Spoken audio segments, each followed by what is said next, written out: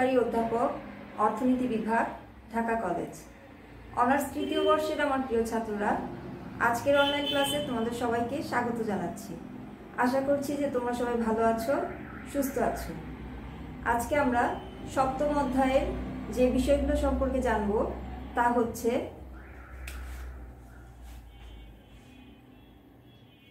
এক নম্বর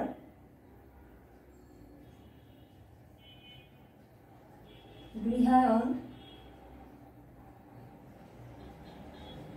সমস্যা কি, 2 নম্বর গৃহায়ন সমস্যার কারণগুলো কি,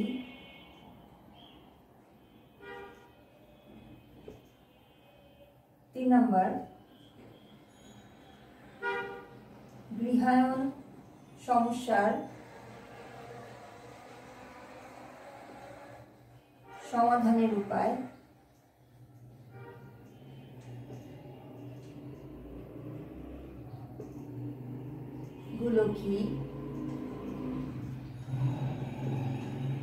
4 নম্বর জাতীয় গৃহায়ন নীতিমালার প্রয়োজনীয়তা।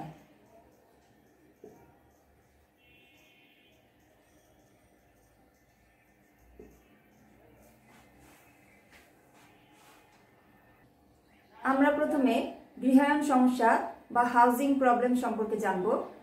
বর্তমানে বিশ্বায়নের এই যুগে গৃহায়ন সমস্যা অন্যতম প্রধান একটি সমস্যা হিসেবে বিবেচিত হচ্ছে, কারণ মানুষের মৌলিক যে চাহিদাগুলো রয়েছে তার মধ্যে অন্যতম একটি চাহিদা হচ্ছে ভালো বাসস্থানের চাহিদা।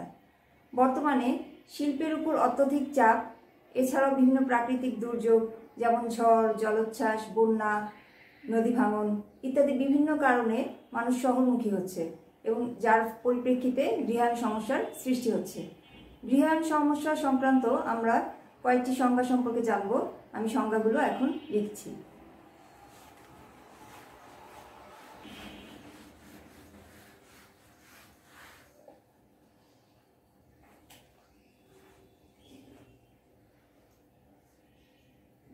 বিশ্ব আবাসন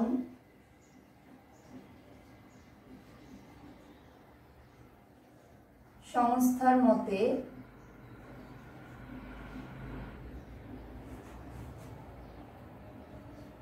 গ্রামীণ বা শহরের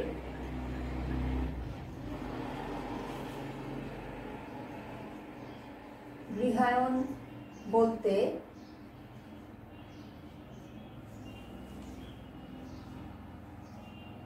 এমন একটি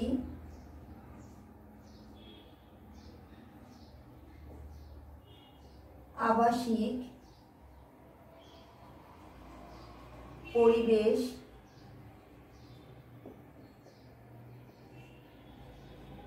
অবকাঠামো ও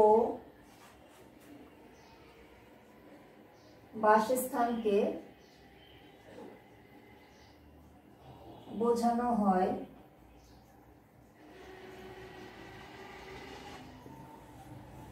যেখানে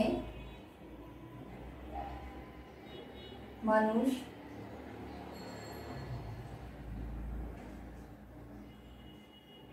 নিজের মনের মতো করে বসবাস করতে পারে।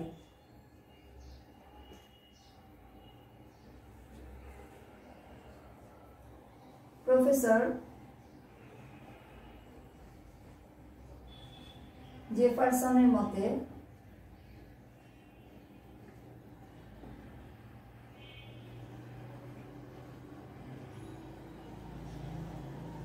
বাসস্থানের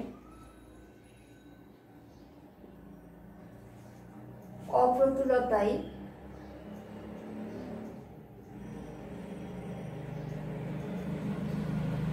হচ্ছে গৃহায়ন সমস্যা।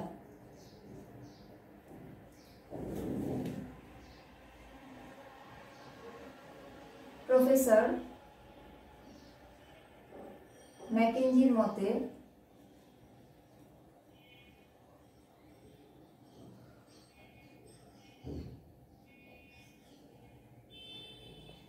প্রচলিত ভাড়ায়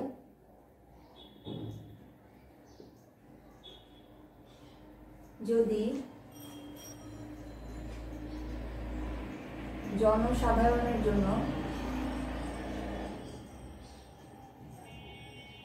পর্যাপ্ত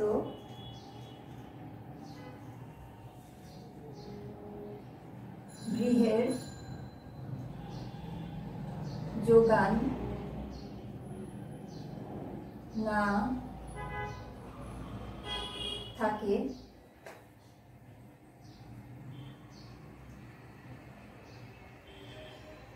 তবে তাকে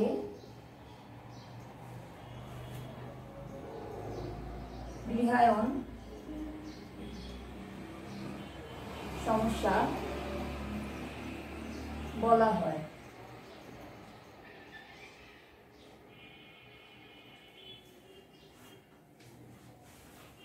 এই সংজ্ঞাগুলোর আলোকে আমরা এক কথায় যা বলতে পারি তা হচ্ছে যে গৃহের অপ্রতুলতা বা অভাবটাই হচ্ছে গৃহায়ন সমস্যা। আমরা এখন গৃহায়ন সমস্যার কারণগুলো সম্পর্কে জানব। আমি প্রথমে পয়েন্টগুলো লিখে নিচ্ছি।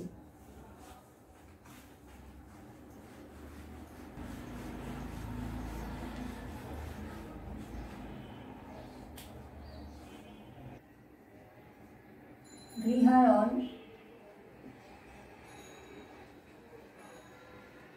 সমস্যার কারণ।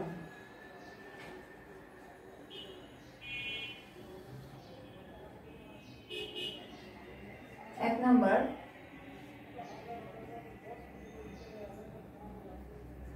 অর্থনৈতিক কারণ। 2 নম্বর,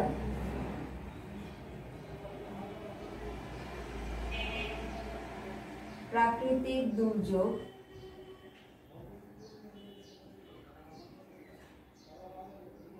3 নম্বর, বন্যা ও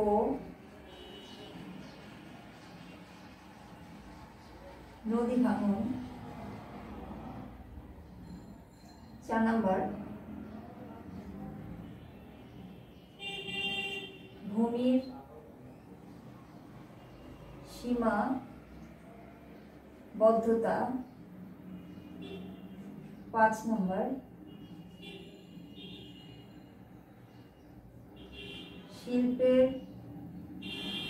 উন্নতি।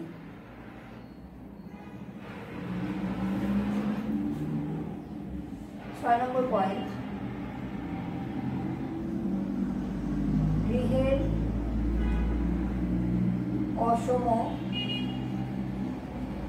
বন্টন। 7 নম্বর, জনসংখ্যা বৃদ্ধি। 8 নম্বর,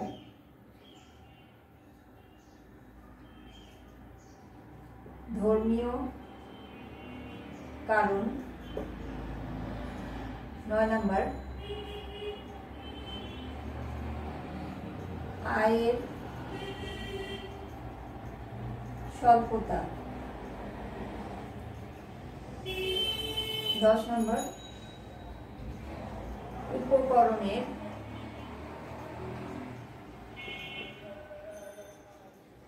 স্বল্পতা।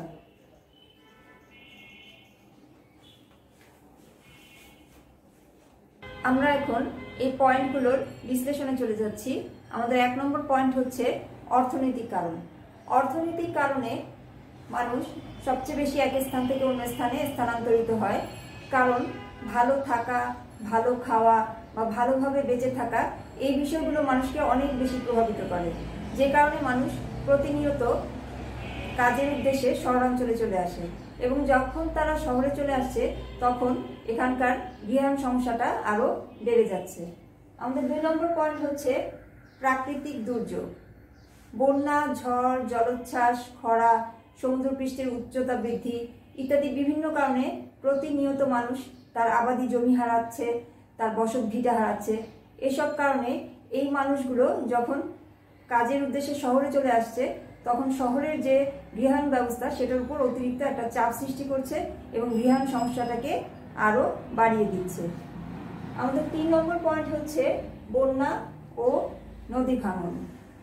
বন্যা ও নদী ভাঙন, আমরা যদি বাংলাদেশের কথা বলি, যে পদ্মা, যমুনা, মেঘনা এই নদীগুলোর ভাঙনে প্রতি বছর হাজার হাজার মানুষ উদ্বাস্তু হয়ে যাচ্ছে এবং তারা কর্মসংস্থানের জন্য শহরে চলে আসছে। শহরে যখন চলে আসছে তখন তারা শহরের যে আবাসন সেটার উপর একটা চাপ সৃষ্টি করছে এবং এই গৃহায়ণ সমস্যাটা বেড়ে যাচ্ছে। আমাদের 4 নম্বর পয়েন্ট হচ্ছে ভূমির সীমাবদ্ধতা।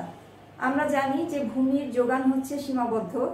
এই সীমাবদ্ধ জমির উপর যখন অতিরিক্ত চাপ সৃষ্টি হচ্ছে তখন দেখা যাচ্ছে যে গৃহায়ণ সমস্যাটা বেড়ে যাচ্ছে। 5 নম্বর পয়েন্ট হচ্ছে শিল্পের উন্নতি। শিল্পাঞ্চলগুলো সাধারণত শহরাঞ্চলে থাকে এবং দেখা যাচ্ছে যে শিল্পের উন্নতির কারণে প্রতিনিয়ত গ্রাম থেকে মানুষ শহরে চলে আসছে এই শিল্প প্রতিষ্ঠানগুলোতে কাজ করার জন্য।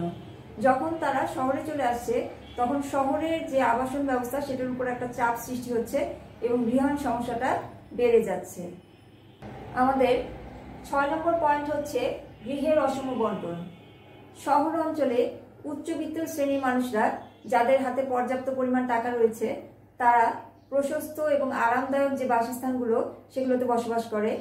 মধ্যবিত্ত শ্রেণীর মানুষ যাদের হাতে তার চেয়ে কম টাকা আছে তারা এর চেয়ে কম আরামদায়ক এবং প্রশস্ত ঘরগুলোতে বসবাস করে।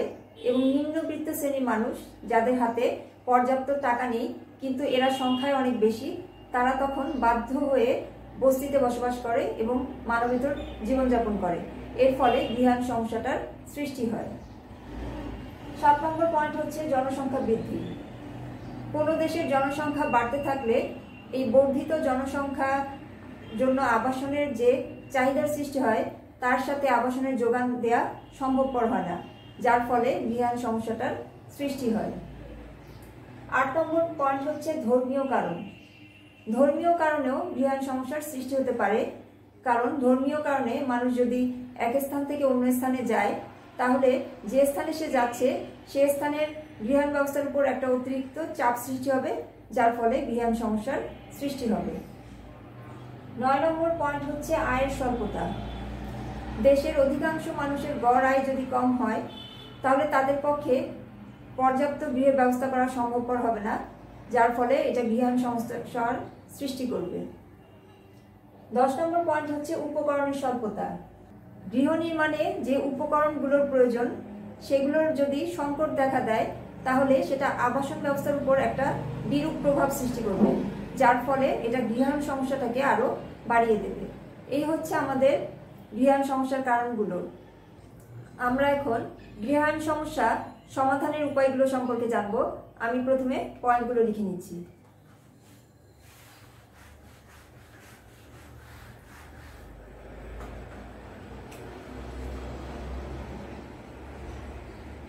গৃহায়ণ সমস্যা সমাধানের উপায়।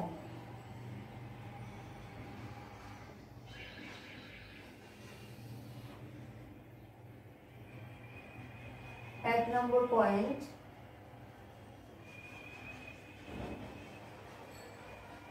নীতিমালা প্রণয়ন। 2 নম্বর পয়েন্ট, ভূমি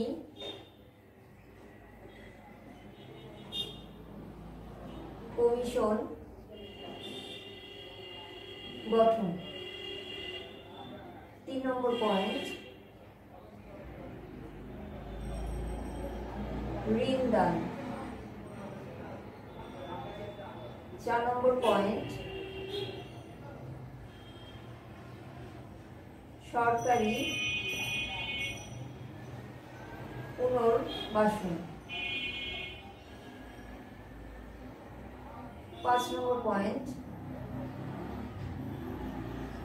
সমবায় সমিতি গঠন। 6 নম্বর পয়েন্ট, জনসংখ্যা নিয়ন্ত্রণ। 7 নম্বর পয়েন্ট, আবাসন নীতি বাস্তবায়ন। 8 নম্বর পয়েন্ট, খাস জমির বন্দোবস্ত। 9 নম্বর পয়েন্ট, পরিকল্পিত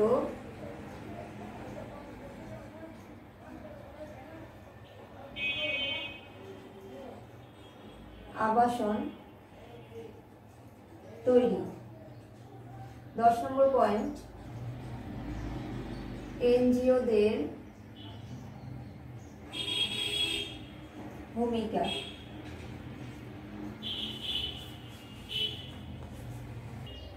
আমরা এখন এই পয়েন্টগুলোর বিশ্লেষণে চলে যাচ্ছি।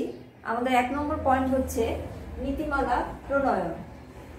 সরকারি নীতিমালা প্রণয়নের মাধ্যমে এই গৃহায়ণ সমস্যার একটা সমাধান করা যেতে পারে। অর্থাৎ কোন অঞ্চলে আবাসিক এলাকা গড়ে তোলা যাবে এবং কোন অঞ্চলে আবাসিক এলাকা গড়ে তোলা যাবে না তা এই নীতিমালার মধ্যে সুস্পষ্টভাবে উল্লেখ থাকতে হবে। তাহলে এই গৃহায়ণ সমস্যাটাকে সমাধান করা সম্ভবপর হবে। আমাদের 2 নম্বর পয়েন্ট হচ্ছে ভূমি কমিশন গঠন।